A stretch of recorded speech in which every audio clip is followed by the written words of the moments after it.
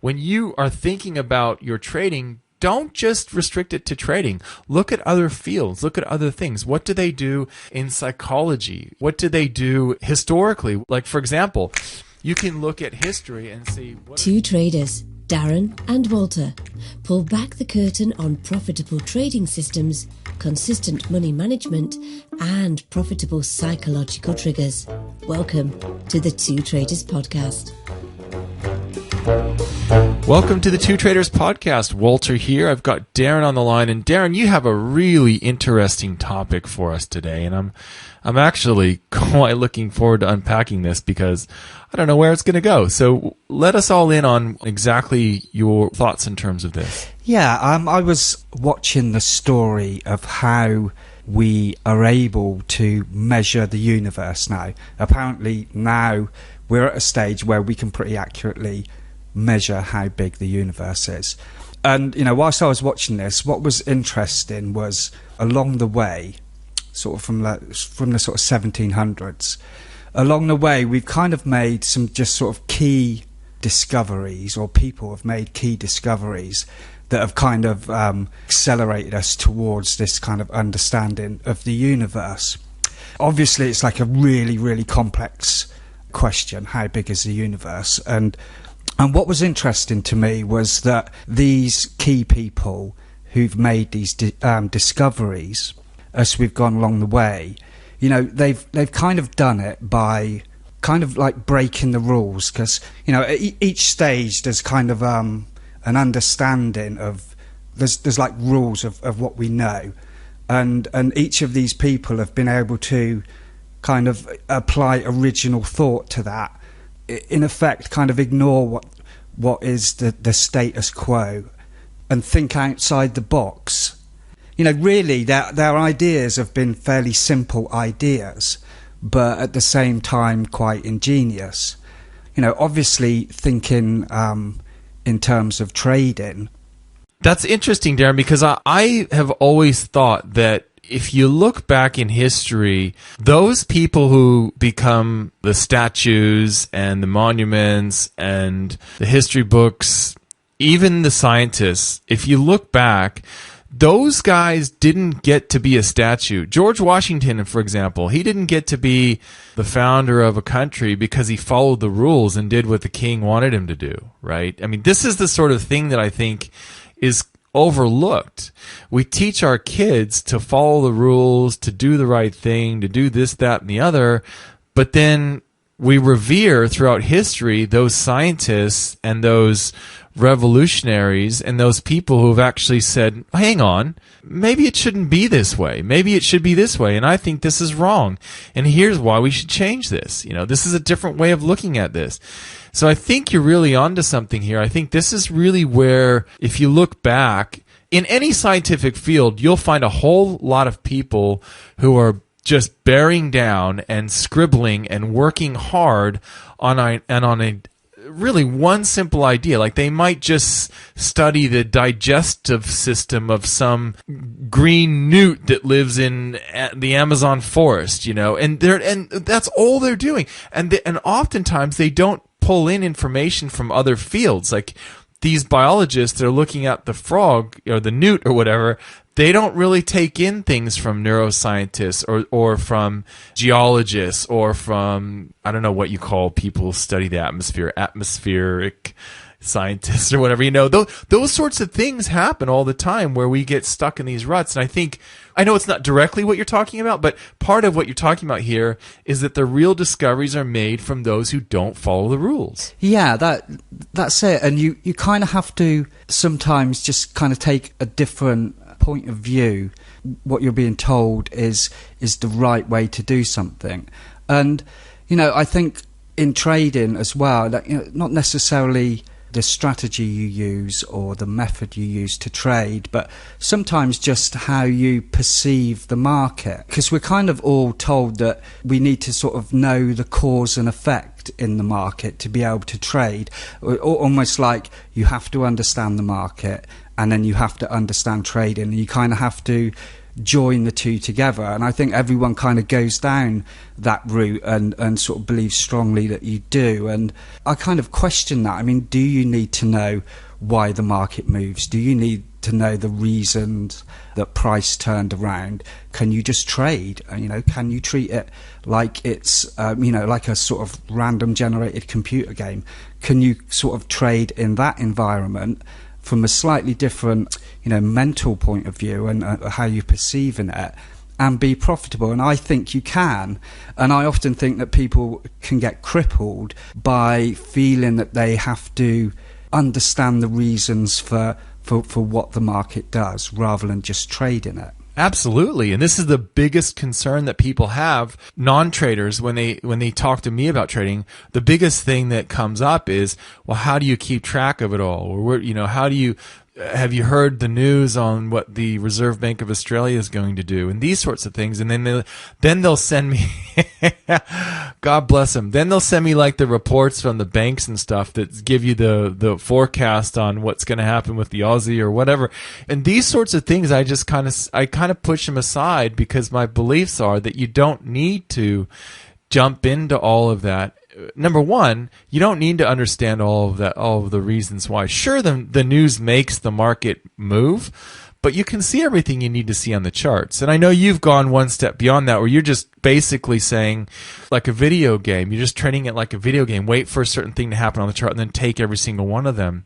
One of my friends, he was in Queensland, and he was a really good scalper, and he was very, very similar to that. It was like a video game to him, and he accumulated a lot of profit really quickly. Unfortunately, his mindset became an issue later, but kind of all collapsed. But that's what he was doing to get to that point, is simply looking at it like a video game. In some ways, I think some of the best traders, and I hope people understand this the right way and don't take it the wrong way, I think some of the best traders have sort of low IQs, or even like kids. You teach a kid how to do it, like a video game. I think those are the sorts of situations where being a really smart person doesn't necessarily set you up for trading success, because you can overthink it. You can add too many variables. You can wonder about this, and you can tweak that, and you're doing a lot of. It's all based on your personality, how you're going to approach this and how you're going to tackle it. But I think that in some ways, just looking at it and saying, okay, I'm going to approach this like a video game. When they come at me, I'm going to shoot them. That sort of idea, I think that can often work. Yeah, definitely. And I think you kind of have this perception of it being banks and guys in suits and Wall Street. And I think that puts a lot of people off who would perhaps otherwise be more successful trading. And certainly, that way of looking at the market and trading works for some people. They're kind of comfortable in that environment. And I think, people who are perhaps gamers, and people, when they're playing computer games, they're not thinking about how would the programmer have programmed this to, and how can I outsmart the programmer? They don't think like that. They kind of, as much as anything, they kind of feel it. And I think in my trading, I use a lot of feel as well, and it's why sometimes I have difficulty explaining. Someone will ask me a direct question about whether this is better or that, and I find it really difficult to give them a solid answer on that, because I don't believe those kind of answers exist. So I just like this idea of having original thoughts when you're approaching your trading, and you don't necessarily have to throw everything out and start again, but I think it's really good to just sort of question your trading. Perhaps when you go through a day's trading, looking back at all the decisions you made and why you made them, and just kind of questioning that, and looking at if there was like another way to approach it. And I think that's really hard for people to do. And sometimes doing that, you can find, little gems that just kind of turn things around for you. Okay, so that's interesting, Darren. So can you give me an example? Because I'm interested in specifics of the sorts of questions that, your students say, hey, Darren, what do you think about this? when you say, well, I really don't have an answer for you. Can you give a few examples of why, of that? And I understand why, but yeah, sure. Examples of those sorts of questions. Common questions are, what time to start trading? Should I start trading at 8 a.m. Frankfurt Open, or should I start trading at 9 a.m. London Open? For me, it'd be really difficult to say which one is best, because my thought process is, if you tested a year and 8 a.m. was better, then that doesn't mean that next year 8 a.m. is still going to be better. And other things like managing trades, I think, my personal view is that when you come to a point where you need to manage your trade, you've essentially, in my mind, got three options. You can move your trade to break even, you can take profit or move your take profit up to a point in profit, or you can just leave the trade as it is. And people think that I've got an answer to that at any specific time, and what I really try to sort of, my thought process is that you never know, and it's essentially a coin toss at that point, and you don't know, and you have to, some of those decisions you kind of have to just go with feel, and I think people find that really hard to take on board. But those are the main ones, because, or another one that I will do is when I start trading, the first bar is I will go long or short. First bar, okay, so either breakout I'll take, and then the question I get often is, well, if it breaks out long and then reverses and goes short, do you also go short? And again, it's just a coin toss, because it's really what happens next, specifically with the way I trade, that decides whether you're going to make profit or not.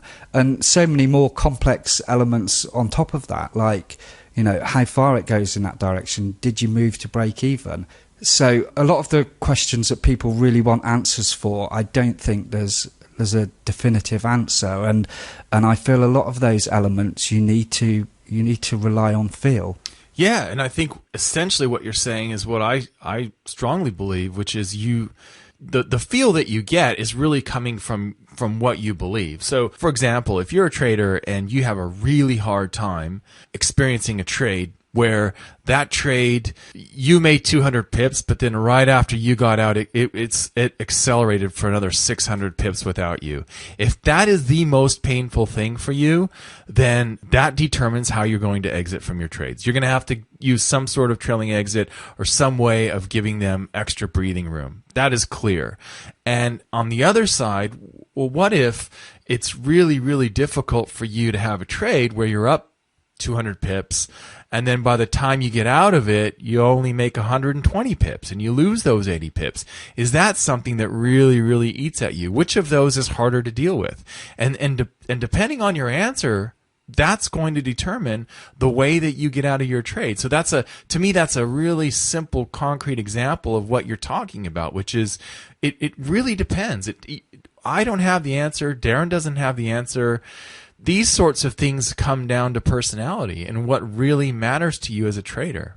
Yeah. And, also when you decide on either A or B, you then have to accept that both A and B have got cons to them. They've got negative sides to them as well. And you need to learn what those are and then learn to live with those. So, often when you're picking elements to your strategy that fit in with your personality, often people then expect there to be no downsides to that, but there's always going to be a negative, element to that as well, and you need to learn to live with that.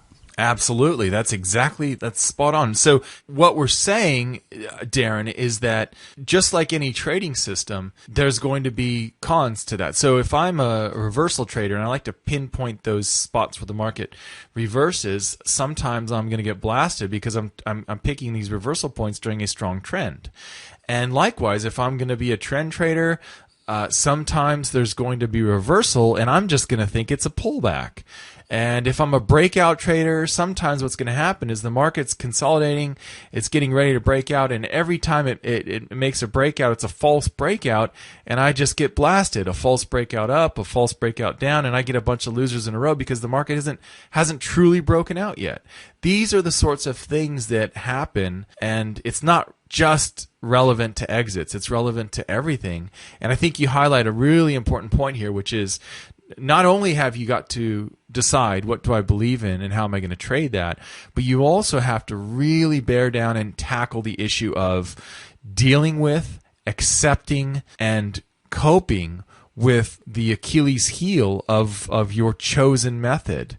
And of course, if you've got several, your chosen methods. So you're really thinking here, okay, I know I'm a trend trader. I know that when the market reverses, I'm going to get into trouble, or when the market seems like it's trending, but it's not really, and it moves back into consolidation, I'm going to get into trouble, and I'm going to lose on these situations. But when it really trends beautifully, I'm going to do quite well for myself. So that's really what it's all about. It's all about allowing yourself the leeway, allowing yourself to be wrong, allowing yourself to adjust and cope with the negatives of your chosen approach, because they all have negatives.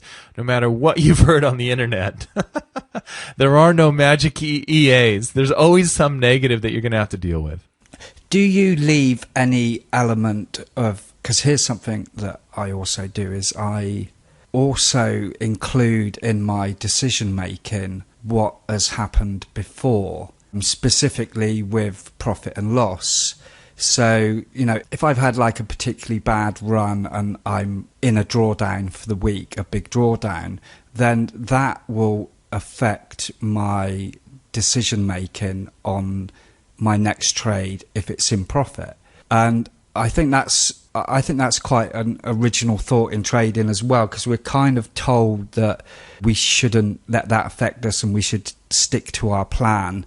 But, I make that work for me because, what I'm doing when I trade is I'm not looking at the individual trades. I'm looking at like a period of trades. So, for instance, if I'm trading 60-minute charts, I'm thinking about the week.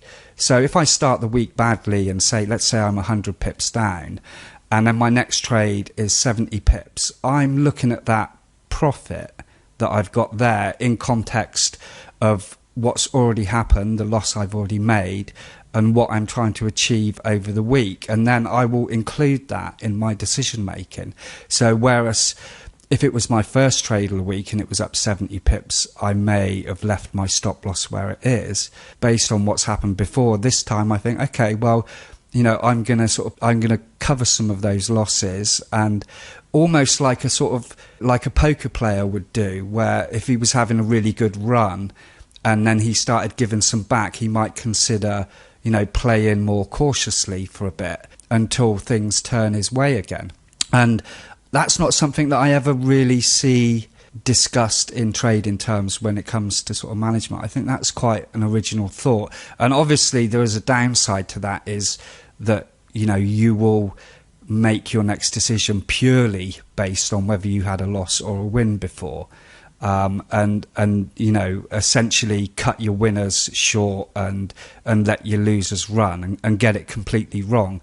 But I think that's something that you can learn as well. I'm not really suggesting people do it, but again, I'm just trying to sort of suggest that, you can think outside the box, and some of these ideas might work for you.